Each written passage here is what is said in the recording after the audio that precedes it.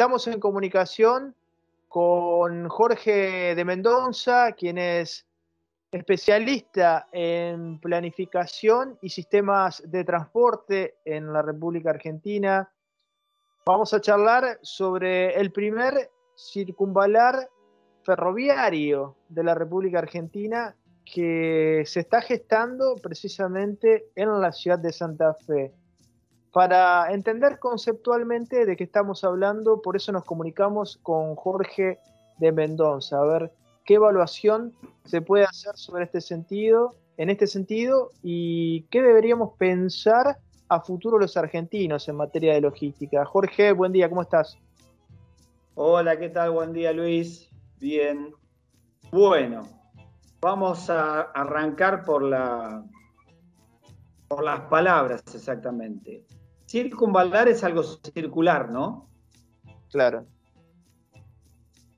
No pasa por arriba del río, así que es un bypass, un sorpaso, un esquivar la ciudad. Eso es lo primero en cuanto a esta exageración de decir que es el primer circunvalar, que así lo anuncian los que lo promocionan, los que lo deciden. Hay otras ciudades del país que han tenido sus bypass, sus circunvalares, pero que los ha absorbido la metrópoli a lo largo de un siglo, ¿sí? Entonces este no es el primero. Tampoco es el primero que mientras se lo hace se elimina capacidad de transporte. En Buenos Aires se fueron modificando los enlaces internos, que hoy cuando miramos las necesidades de transporte, los subtes que no hay en la ciudad de Buenos Aires, del metro, resulta que coinciden con las trazas ferroviarias que se eliminaron antes de la década del 30. Entonces, podríamos decir esto: esta cuestión de errarle en el lenguaje desde el Estado, de los técnicos, desde todos lados, tiene que ver es que no sabemos para qué es, ¿sí? No sabemos para qué era Triángulo en Santa Fe hasta la década del 80, que se lo empezaron a comer con unas bicisendas y luego distintas excusas. La verdad que lo que no funciona, el que nunca lo vio funcionar, o el que ya cree que no se necesita más, o hasta lo convencen, está bien que lo ocupen y que lo levanten y que lo saquen. Pero si miramos otras ciudades del mundo, vamos a Chicago. Chicago quizás es la mayor ciudad del mundo con altísima densidad de trenes de carga y metropolitanos. Recién hace 10 años empezaron a hacer no su circunvalar, sino sus desniveles para lograr menos demora en los trenes y más fluidez en el tránsito de los autos. Hay un lema que hace quizás 50 años rondaba por allá, que era moviendo América, ¿sí? Igual que el colectivo que va a la Plaza de Santa Fe y de ahí cruza hasta Paraná, está moviendo a los de la metrópoli, los está conectando. El camión que cae con la leche, ¿sí? Si no pudiera entrar, la leche sería más cara. Bueno, entonces la pregunta quizás de ese circunvalar, que discúlpame que me salga de Santa Fe, es genérico para cualquier lugar del país. Al no comprender para qué es, al ya no creer que se necesita, al creer que es solamente para llevar granos y piedras de 3 o 4 compañías, ¿sí? Que el chacarero no es el exportador. Lo que vale es el que compra desde afuera, que es el poder real, el que se lo lleva. Bien, si ese tren no va a llevar personas, no va a conectar metrópoli, y no va a llevar ni leche ni papel higiénico, está muy bueno el circunvalar. Ahora, si queremos que nuestras ciudades sean lugares vivibles, con reducción de huella de carbono, con menores tiempos de viaje entre extremos, con menor polución, tenemos que pensar en transporte guiado. Tenemos que pensar en que el camión en determinadas ciudades tiene que poder llegar hasta adentro, porque cuanto más grande es la ciudad, más caro se pone si el camión se queda en las afueras y si el tren se queda en las afueras. Entonces te diría que para redondear, el circunvalar, que no lo es una media buena noticia y una mala noticia en forma entera. La media mala noticia es por una certeza en base a sospechas de comportamiento. Es probable que no tenga en cuenta absolutamente nada de la conectividad de esa pseudocircunvalar con el resto de la metrópoli y con otras líneas. Que no tenga previsión de que un día la trocha angosta se transforme en trocha ancha o trocha media para tener más capacidad, ¿sí? Pero lo que sí es certeza es que abandona la ciudad y la ciudad está festejando, quizás, prejuicio de mi parte, está festejando que el ferrocarril la abandone, ¿sí?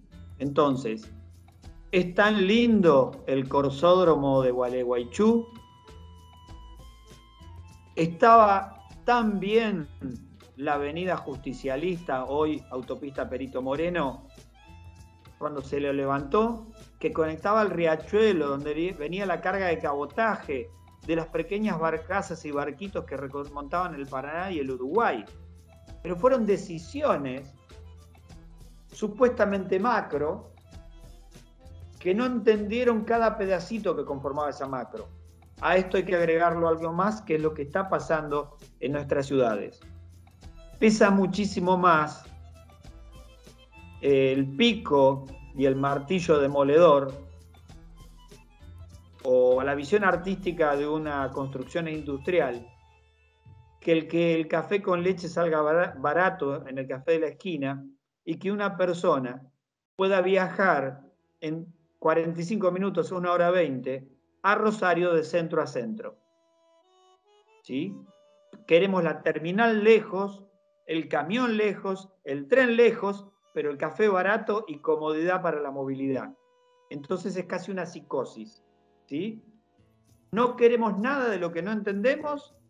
Vamos a París y decimos, qué lindo, la Gare de Lyon la enterraron, está acá mismo. Te iba a decir, porque Jorge, te iba a mencionar, bueno, qué es lo que está sucediendo en el mundo, ¿no? No necesariamente lo que sucede en el mundo es bueno, pero sí es un parámetro para entender lo que está pasando en otras latitudes y también analizar si eso se puede trasladar al plano interno. Además, lo que está sucediendo en Europa y en otros lugares del mundo, en Chicago, o en Estados Unidos, en Canadá, quizás tiene que ver con nuestra propia historia.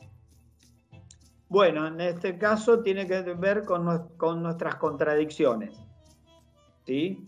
De nuestras ciudades, los profesionales, los políticos, los periodistas, toda la gente que llega al público de distintas maneras, se saca las fotos en Europa, pero justifica acá la demolición de lo existente, ¿sí? De una manera brutal, pero brutal, ¿no? Ni siquiera es las modificaciones brutales también en Londres o en cualquier otra ciudad que expulsan población para hacer un barrio de clase media, la gentrificación. No, acá llegan a cuestiones bestiales en la que se muere por años todo un Palermo viejo, hasta que de pronto, cuando se apropian, lo transforman en dinero, en cuestiones para solamente cierta clase en adelante. El resto quedó por fuera de la ciudad o se murieron y fueron vendiendo. Entonces, las Torres Gemelas es un gran ejemplo de cómo se debe trabajar en el real estate del Estado, especialmente del ferrocarril. Las Torres Gemelas, el terreno, es del puerto de New Jersey. Por ahí abajo pasa un ferrocarril urbano que es portuario, que une partes del puerto. Abajo de las torres había una gran estación y que la sigue habiendo ahora, la reconstruyeron, ¿sí? Nueva York va, creo que por el 4º o 5º nivel de metro y ferrocarril pasante, ¿sí? Pero esa cuestión de no perder nunca la propiedad lo hizo Chicago con la estación central. ¿Qué hicieron?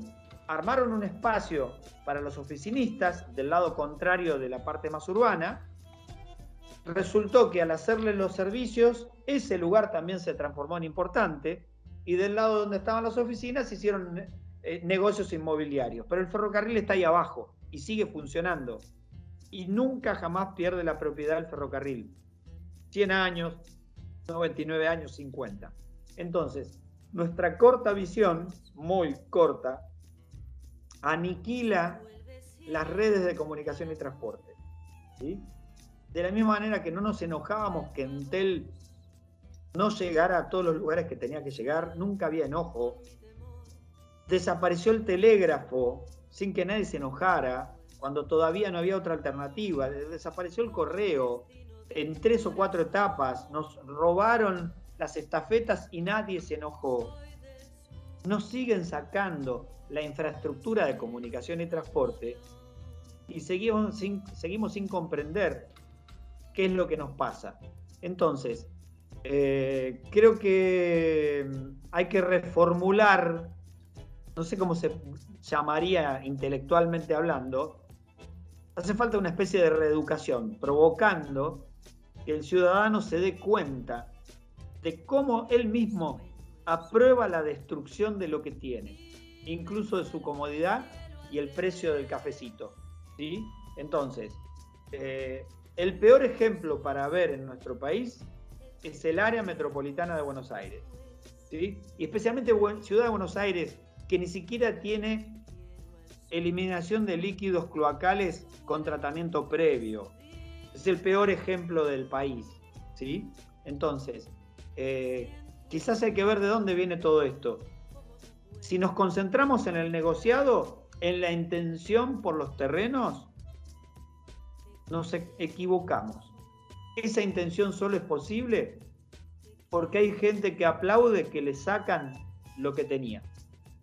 Exactamente.